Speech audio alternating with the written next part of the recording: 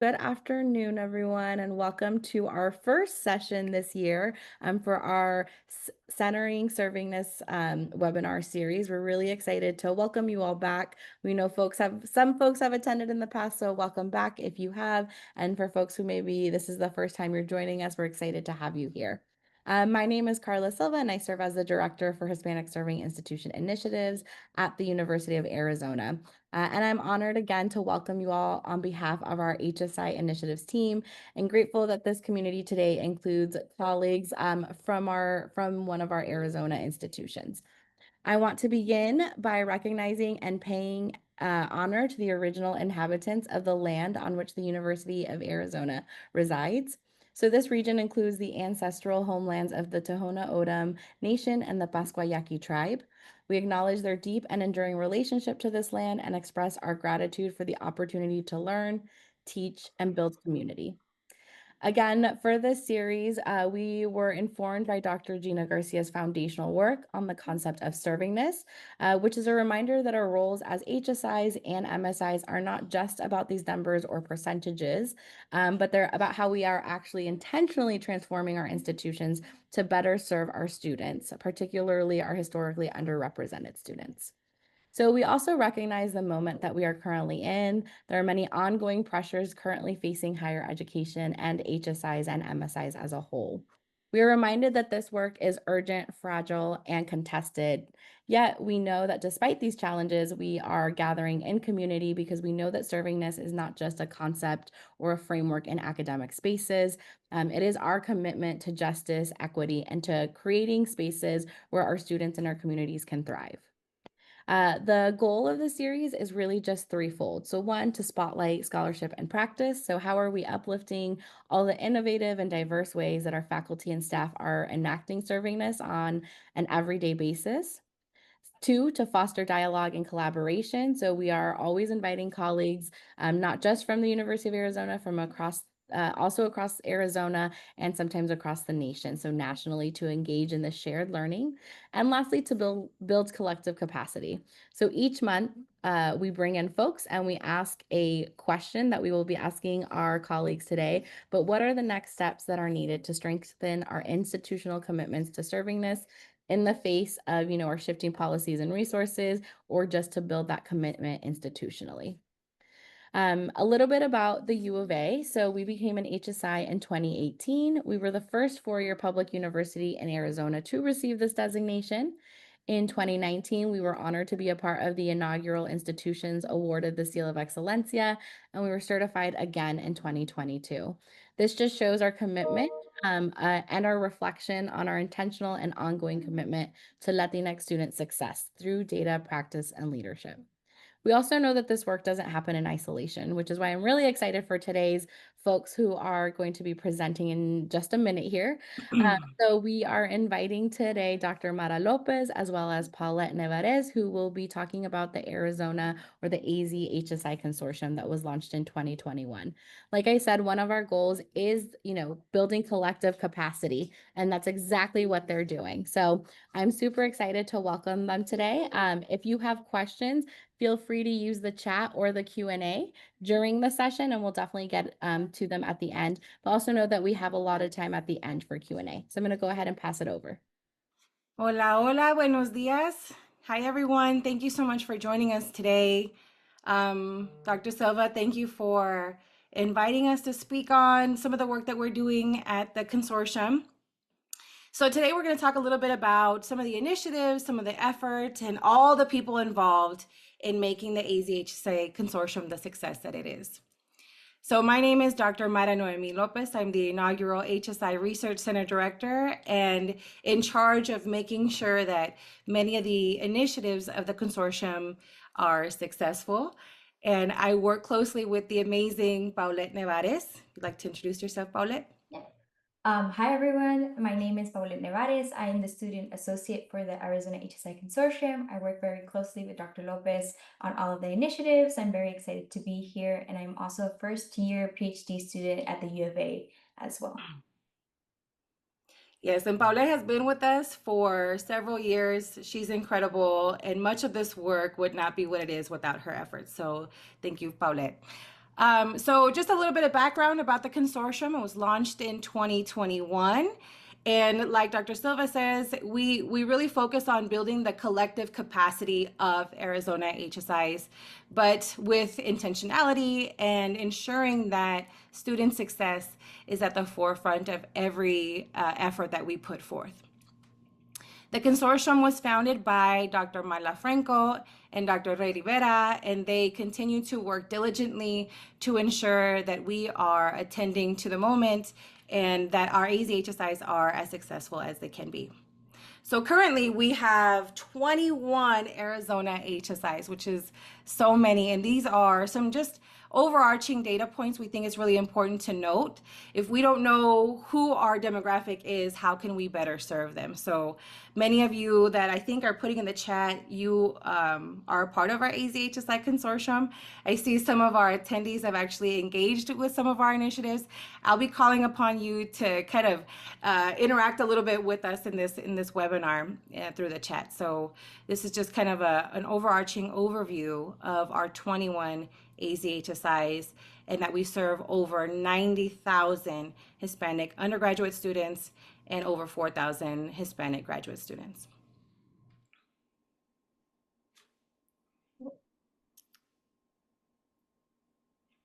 So the goal of the consortium is really founded through the community of practice framework, right? That really builds on the idea that we all come together as a collective, all of our members from our AZ HSIs come together as a collective with a common goal. We focus on knowledge sharing, knowledge building, knowledge acquisition, and really building solutions to attend to issues that are occurring or gaps or challenges that we see manifested in the work in our local context. And ways that we are able to do that is by collaborating, investing in networking opportunities, sharing resources, communication. We help one another seek funding opportunities, building on important partnerships to continue to pursue different funding opportunities, be that federal or non-federal, or by building or integrating seed grant opportunities into the initiatives of the consortium, but also through like sharing data and strategies. So we'll give you some QR codes so that you can connect to our website a little bit later and see that really we are an open access platform.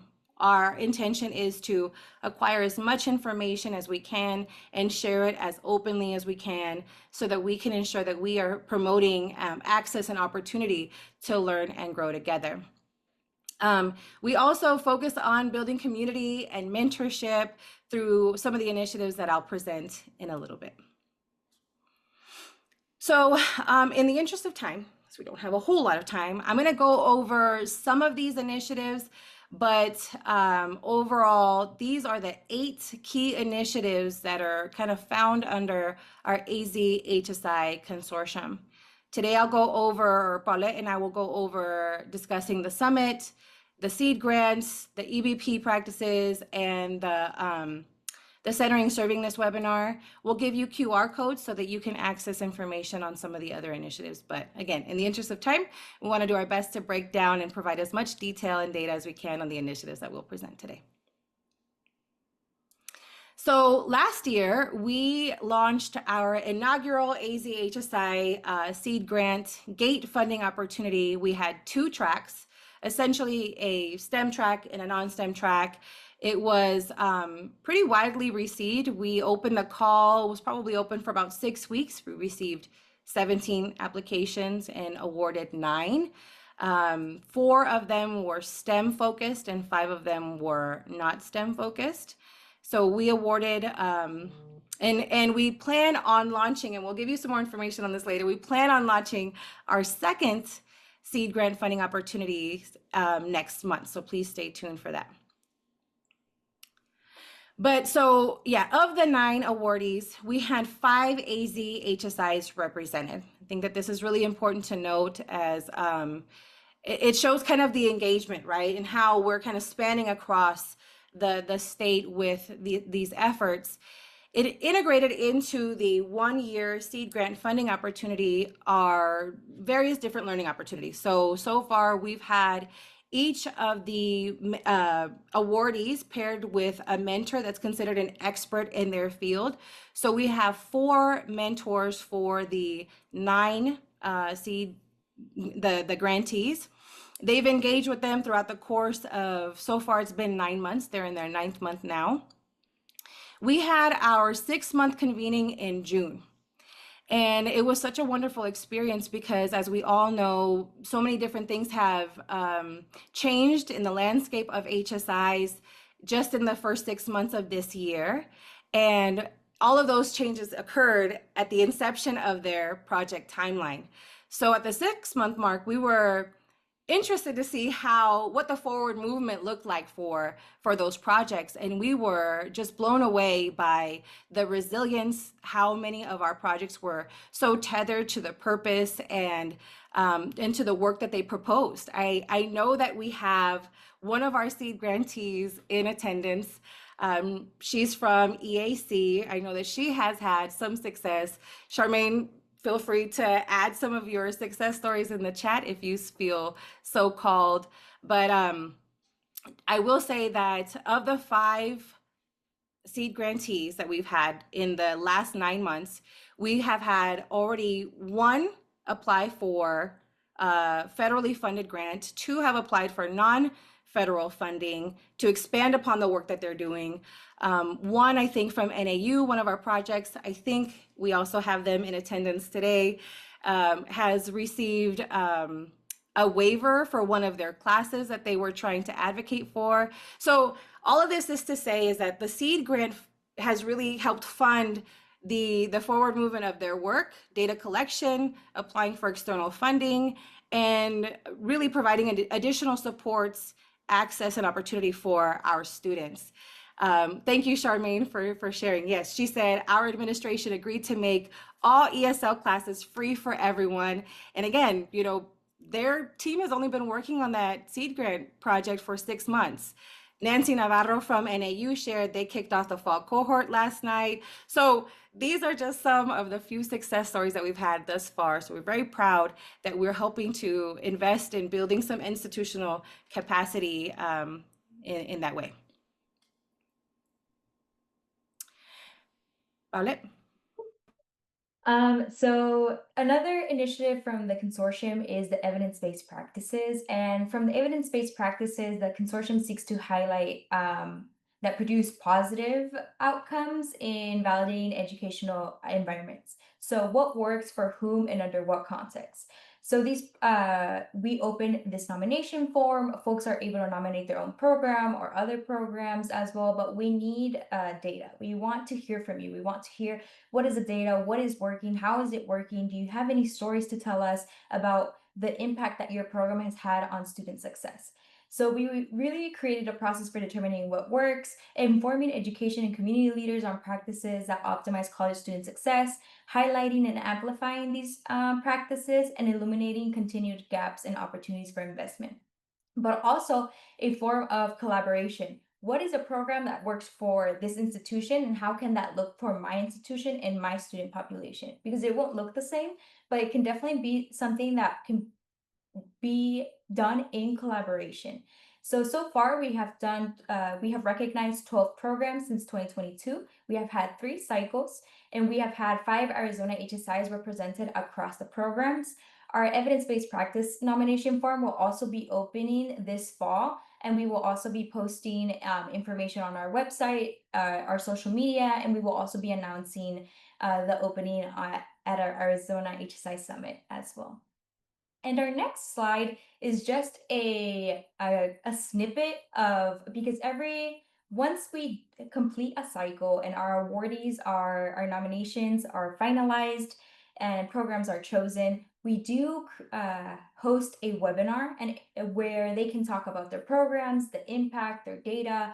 And so this is a snippet of one of those programs. I do encourage y'all to go into our website, to go into our YouTube, to look at all of these programs, because all of these programs are doing incredible work at their institutions. So this is just a snippet to just kind of give you the vibe of what these institutions and programs are doing. And as I've been reflecting on this, like the servingness is that it's a return to the concept of a neighborhood school and a community-based school. It takes a village to raise a child. It takes also a village to teach a teacher. This is not something you can do, come in cold. You have to have help. You have mentors, support, and instructors, and professional development. So I think what the servingness is that it's helping these West Valley school districts. We're all partners, but we are reconnecting on a different level. And it doesn't feel so much like a competition. We've come together as a consortium to serve our communities by creating highly qualified teachers who are certified, who understand the art and science of teaching, who then can turn back to their community and see, I have a mentor to support me. I have an anchor faculty who will answer my question. My instructors are local. They understand the needs. We're not taking a large system. No, let me rephrase it. We aren't taking a large system, but we are restructuring that system for the needs that we see in front of us, right? This is an imperative. And I believe appropriately certified teachers and strong teachers is kind of an ethical and moral imperative, right? We need to do right by our students. So that was just a snippet of one of the programs that have been nominated in evidence-based practices. And I love what they're saying, and I just really enjoy this clip. So I wanted to share it with y'all. And then one of our other initiatives is the Arizona HSI Summit. The Arizona HSI Summit is an in-person conference. This conference is open to all faculty, staff, administrators, students, and community partners.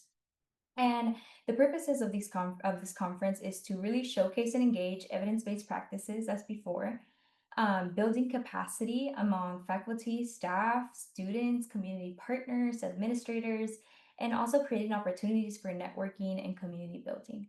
So far we have had 3 conferences, and our next summit is in next month.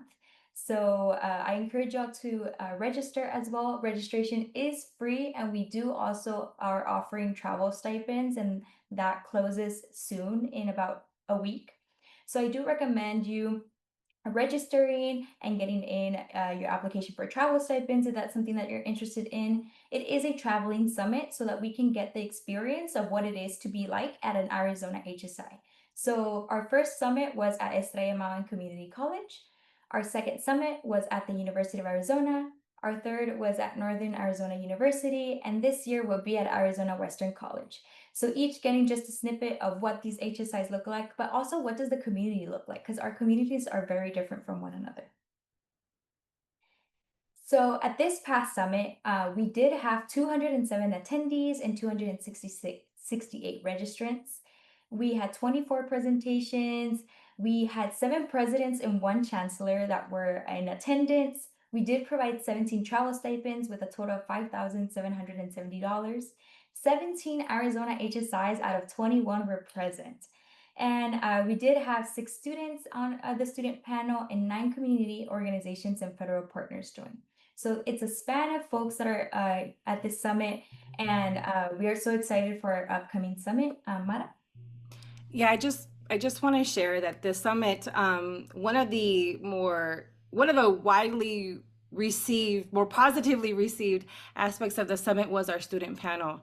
And I just kind of want to add how some of the intentionality that was put forth in building some of this, and we'll talk a little bit about it in just a second, but there's 6 students that were represented at the panel, also represented 5 different AZ HSIs, but also various different student lived experiences. Right, we had different genders on the panel. We had adult learners, veteran students. We wanted to ensure that for the people that were in attendance, for example, administrators, staff, faculty, decision makers that are making decisions on behalf of students, that they were really hearing about the students' lived experiences from various different student lived experiences. So that's something that we intend on doing again at the summit that's coming up next month. The other thing is that we also have a networking reception. So last year was the first networking reception that we had the night before the summit. This year we'll have it again. It'll still be at AWC. It'll be in the Breezeway area, and all this information is in the registration link too. And I just want to add, intentionality is very present in every one of these initiatives to see who is at the table, who is missing from the table, who can we reach out to, who can we collaborate with. So I think with the student panel, that is very present in being intentional as to who we are collaborating with, how we can amplify these students' voices, these lived experiences, and being able to share that with y'all as well. It's a community of practice that is really rallying around centering our collective identity as Hispanic serving institutions, right? Even though we have all sorts of things that make us unique, whether it's a 2-year, a 4-year, an urban, a rural, right? Northern, southern, central. So there's so many things that make us unique, but this central tethering of centering the designation as a commonality, I think helps people feel supported, feel seen, heard in the work that they do, and reminds them that they're not alone. That was Dr. Marla Franco, one of our co-founders at the 2023 Arizona HSI Summit. So we're very excited. Please register if this is something that you are interested in. Additionally, we do have a webinar series. A webinar series was launched in mid 2024. So we launched this webinar series to just keep creating and highlighting individual and collective capacity. We want to highlight your programs. We want to highlight what institutions are doing. We really want to intentionally support these programs and that are supporting a student success in Arizona. So we invite individuals across Arizona to share insights about their programs and initiatives, and they are accessible. So all of these webinars are free. You can find them on our website, on our YouTube page, and then we also post every time our registration link on our social media. And then also once we post the webinar, we also do post that as well. Overall, we have had 9 webinars that have been offered. 6 Arizona HSIs have been featured in these webinars. In 2024, from May to December, we did have about 299 YouTube views, and those have increased because I looked at our YouTube today and they are popping. We also have 19.9% out of state registrants and 864 total registrants across online webinars. So we are so excited about all of these webinars because we get to just keep creating that community of practice, collaboration, and exchanging of evidence-based practices across Arizona.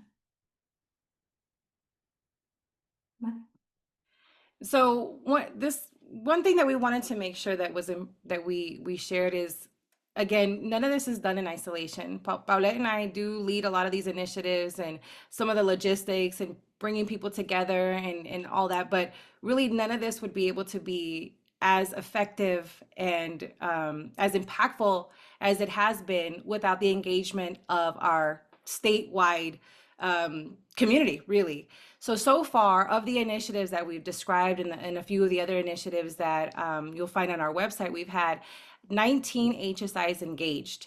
And what I mean by engaged is they've either served as a part of like an advisory board. We have a summit planning committee that consists of 10 to 12 people at this moment. We have also reviewers, right? So the summit has a proposal submission process where we put out a call for reviewers, and we get a countless volunteers that want to serve as reviewers. So through all of the efforts and all of the initiatives that we've had 19 of the 21 HSIs engaged, which is really, it's a really beautiful thing. And it's a testament to the collective understanding of the mission, the vision, and the goals of the consortium, and the value people put on seeing AZ HSIs really move forward successfully. And so some of the things that have emerged in that effort is we've seen a stronger sense of self-efficacy as HSIs, strengthen community building. We continue to, in these committee meetings, in these advisory board meetings, and even as we connect with reviewers, we're sharing knowledge. We've never had any issue acquiring volunteers or reviewers. We've been very fortunate that people are very forthcoming with their time, and we do our best to ensure that they feel seen and heard, and we value them. We're able to sometimes provide stipends for their efforts to We've also, we've had AZ HSIs present. We've also had community organizations, right? We've had like All In Education. The CEO of All In Education is going to be our keynote speaker for the 2025 AZ HSI Summit. Very grateful for that. But additional community organizations have participated because they too see the value. And it's important for us to connect with the organizations that are connecting with our students and our people too. The other thing that I want to note and that we don't have on a slide is the amount of data that we've collected throughout the different initiatives, right? So we talked about the webinar, we talked about the summit, we've talked about the EBP and the GATE. And it's important that we also share that we are also collecting data concurrently throughout the process, at the application point, at the registration point, as we receive the data from, for example, our seed grantees, and all of this data we use to inform the next iteration of implementation. And I think when we think about, capacity building, it's really important that we understand how important it is to build in capacity for data collection, analysis, and data-informed decisions. So that's something that we ensure that we do at each initiative point. And then if I can add, I think the consortium also does maybe biased, but a reciprocity in creating these relationships. And we want to hear from you. We want to hear your feedback. Every time after the summit, we sent a follow-up email with a feedback form where we want to hear from you. What worked, what didn't work, and then we inform our next iteration of whether that's the nomination forms for EBP, the next summit. So we really want to hear from you. If there's anything that we can ever improve on or anything that you'd like to see, we are all open ears to see how we can collaborate in making this happen. And also, if you have been a part of any of these advisory committees, the reviewer, if you have been engaged with the consortium in any form, please, and you're here during the webinar, we encourage you to share your experience in the chat. We really want to hear from you and really amplify what the impact has been of being part of these committees as well.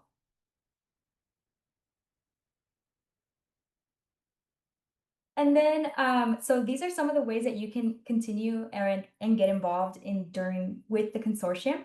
You can volunteer for a committee or as a reviewer. So we do have our EBP nomination coming up form. So we are looking for committee members, and that will be posted soon. If you are also considering being a reviewer, so we just closed our summit proposals and we had reviewers for those. We do open them up a year round as well. If you want to apply to GATE, that's opening up in about a month now. If you want to submit a summer proposal for next year or an EBP nomination also for this year. If you want to join our listserv and follow our social media, which is on the next slide. And also if you want to attend our 2025 Arizona HSI Summit. So there are various ways that you can get involved with the consortium. And we try to make it as accessible as possible for everyone because it's hard for all 21 HSIs to really just join with each other every single month. So we try to make it as possible through webinars and other initiatives as well. And these just are some of the links, the link to register for the 2025 Arizona HSI Summit, the link to subscribe to our listserv. We do have our 2024 annual report, which a lot of these numbers were pulled out of. Our 2025 annual report will be at the beginning of next year. And then also a link to view our website. And I'll be leaving those in the chat in a minute as well too.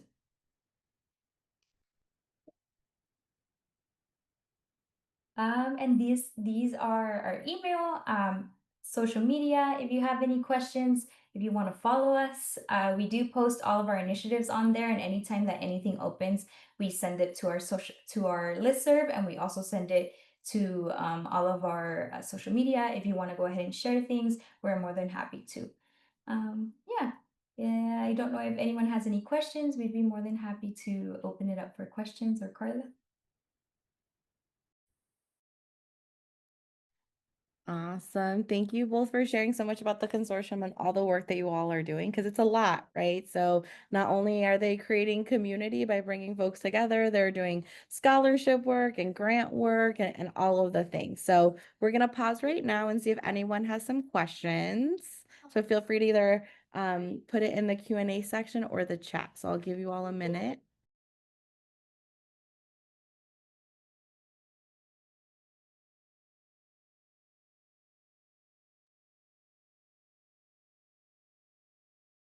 While you all think, I have some questions. So I am curious for both of you all maybe just to talk a little bit about, and you all kind of shared a little bit while you were talking, but maybe just, what's y'all's connection to this work, right? So why did you all choose to apply and accept an offer when it came your way in terms of the consortium? Because it is still, right, it's an early on process. We've only been in existence for a few years. So curious as to your wants to be a part of this group.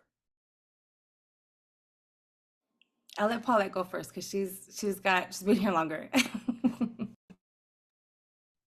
Yeah, so I've been a part of the consortium for 2 years and a half now. I came to the consortium before I started my master's, actually like 2 months before I started. So I was a graduate assistant and I was able to get some funding through the consortium to complete my master's. But the reason uh why I saw so crazy story. I Dr. Franco, she posted the opening on LinkedIn and I was like, oh, this is amazing. So I emailed and I started learning more about Hispanic Serving Institution initiatives. I started learning more about what HSIs are. And just as a Hispanic student, I am not a first generation student, but I am a first generation student to come into a 4-year higher ed institution. And I remember walking in my first day and it was very much of a cultural shock. I come from San Luis, Arizona, which is a small rural community. And really, I was not exposed to a lot of diversity. We were all Hispanic and Latinx. We all spoke Spanish. Um, we all knew each other. It was a very small and tight-knit community. So when I came to the U of A, it was very much a culture shock to not be able to find my community, to feel like I'm isolated and I'm alone. It was a very rough first year at my undergrad, of my undergrad. And it was till I started finding Hispanic and Latinx community organizations that I started feeling like I can speak Spanish and I can connect with these folks and we have similar backgrounds and similar experiences. So when I saw the work that HSI was doing, I felt very called to it because from experience, I know what it feels like to feel like you don't belong in an institution. I know what it feels like to look around and see that most of my peers don't look like me. And I was working a lot to make my funds due and my rent and make myself some food, like getting to eat. And a lot of folks did not have the same experiences as me. So when I was able to find that community and just really felt that support, it was incredible. So when I found HSI and being able to just support and keep supporting students that are coming in and being able to provide these resources, but also highlighting all of the programs that have got me here, highlighting the programs that have supported me every step of the way, that have provided me with information and resources and that keep supporting me. I think it is my duty as a student who was a part of these programs to keep amplifying them for the students that are continuing and for these programs to continue getting their funding, to continue getting their work out there. So I really, really feel like it's also my duty as a student to reciprocate that relationship with the programs as well. Yeah.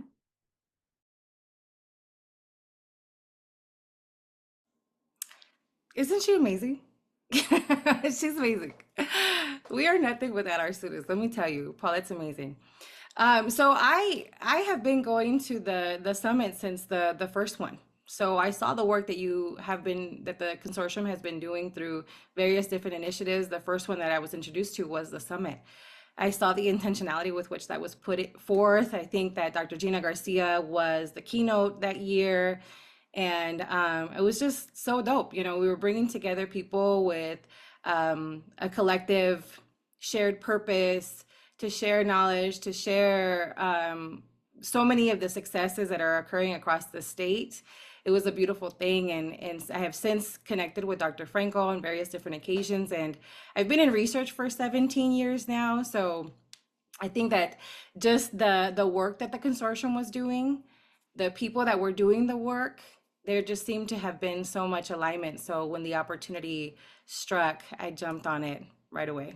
And I'm very grateful to be here because I think that one thing that has, we know that the climate for HSIs has been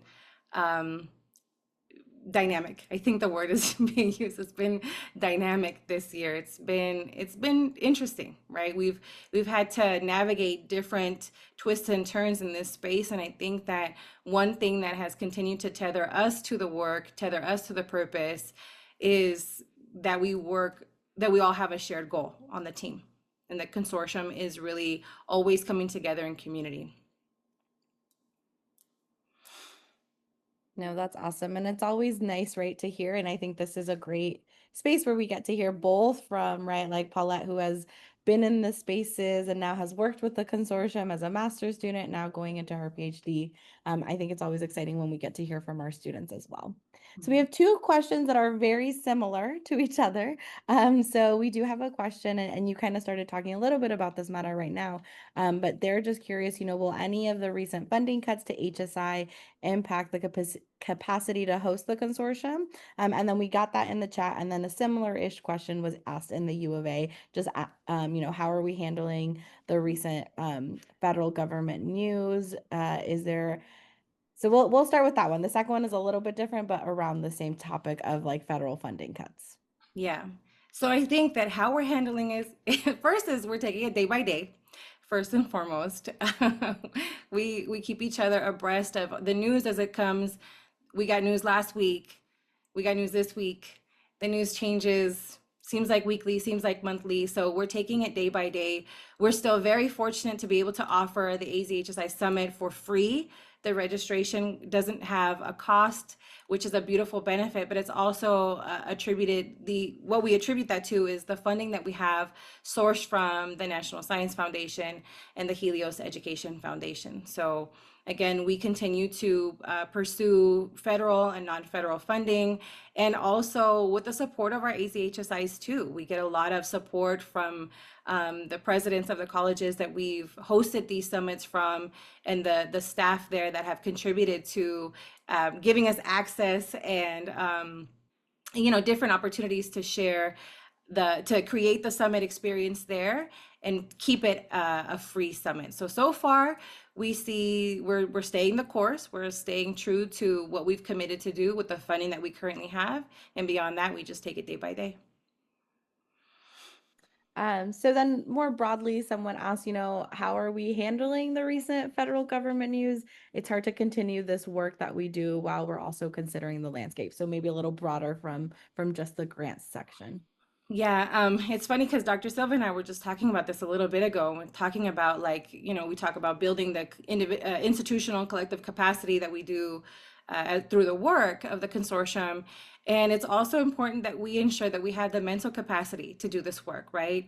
Can we continue to show up? And if there's days where we feel like we can't, the news is too much, or, our colleagues we see are in navigating different experiences on the other spectrum of the news cycle, how do we show up for them? So I think the first thing that we do is check on each other, making sure that we have the mental capacity to continue to show up for the work. If we don't, how do we provide that support? How do we provide that guidance? I think for me personally, even in professionally, like the summit committee has provided a strong source of support. We all keep each other abreast of what's going on and offer just space, to feel all the things that we're all feeling, because there's so much information that is being pushed forward. It's very difficult to be solution oriented hours later, minutes later, so focusing on our mental capacity, our ability to discern what's being shared, why it's being shared, the way it's being shared, and being in community has been a really effective way for us to navigate this time. And we did have a quick comment in our chat shared by someone who is on the summit planning committee, and them just sharing, that even being on the committee, that the piece that has been the best, especially this year, is having the group to vent to, support one another, and celebrate the win. So I definitely think, right, this is a testament to, while you're on kind of this working committee, right, to plan this great experience for folks across our state, it's also a great space where folks have been able to connect with each other, and been able to, during these difficult times or challenging times, have someone to check in with. Mhm. So another question we have is, the work that HSI Consortium is doing is amazing. Is there any work that is being done at HBCUs that we can connect with to push any of these efforts together, or anything in that sort? I mean, I'm sure that there is. I'm just trying to. We've been really focused on the work that we're doing here and in partnership. You see, we have 8 different initiatives that we're funding here. It's difficult to kind of understand what's beyond this work currently, what's being done nationally. But I always think that there's an opportunity to share space. For example, Dr. Franco and I just last week were invited to serve as plenary speakers for the second annual Colorado HSI Summit that was formulated as a result of the AZ HSI Summit that we have here. Last year, they had their first, and again, similar framework to what ours was.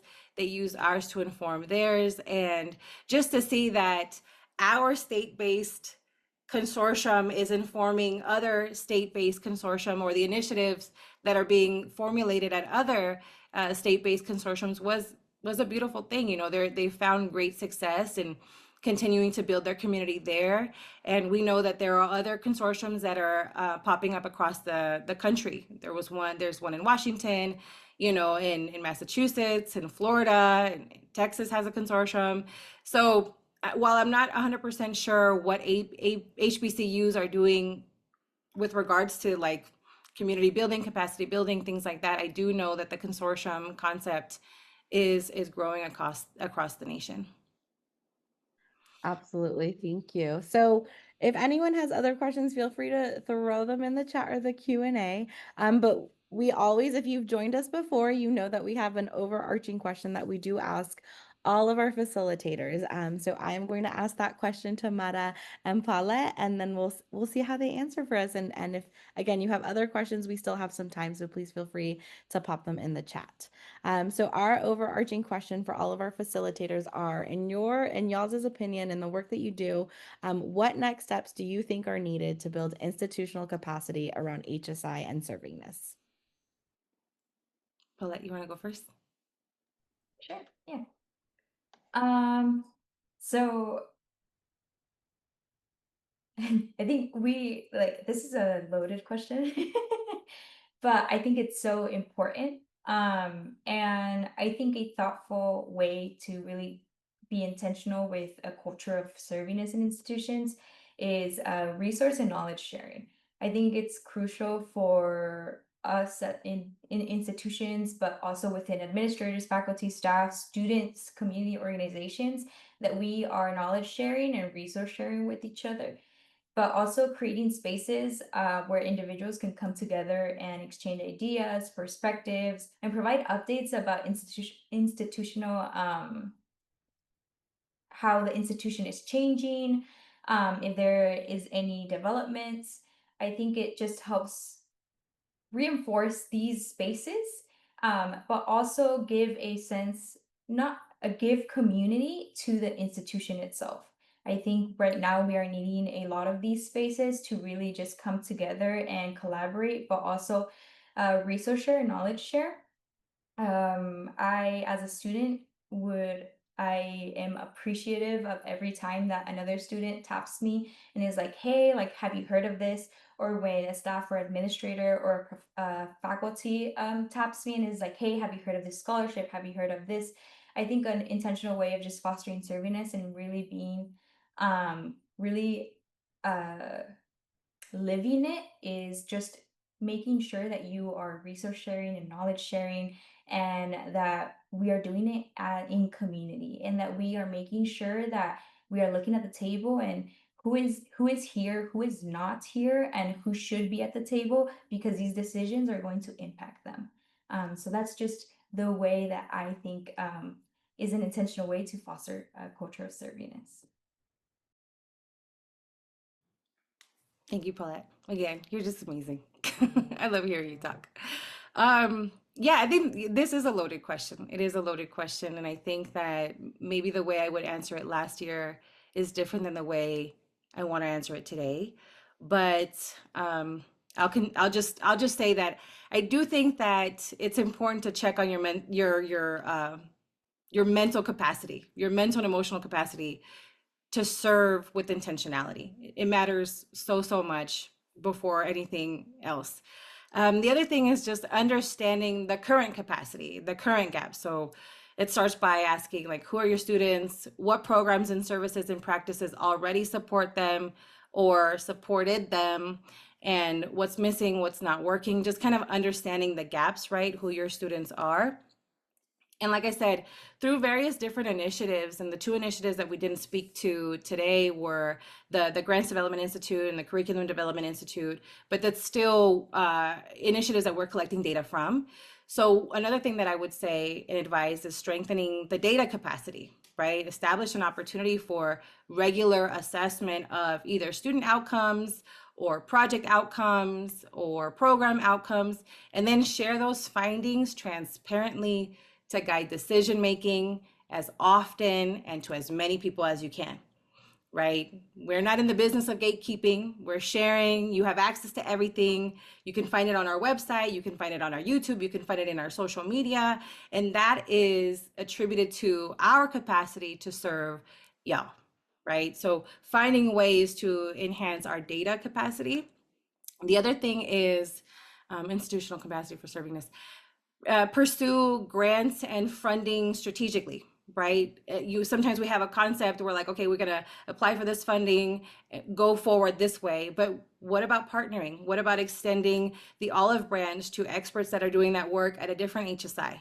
Right? What about, building bridges to a rural HSI if you're an urban HSI, so that you guys can come together and share resources? Many of our rural HSIs don't all have institutional research offices or grant writers on campus. How can you share the resources that you have with other HSIs, either resources or expertise to apply for non-federal funding, federal funded grants aimed at supporting HSIs, aimed at supporting different initiatives that support students at HSIs.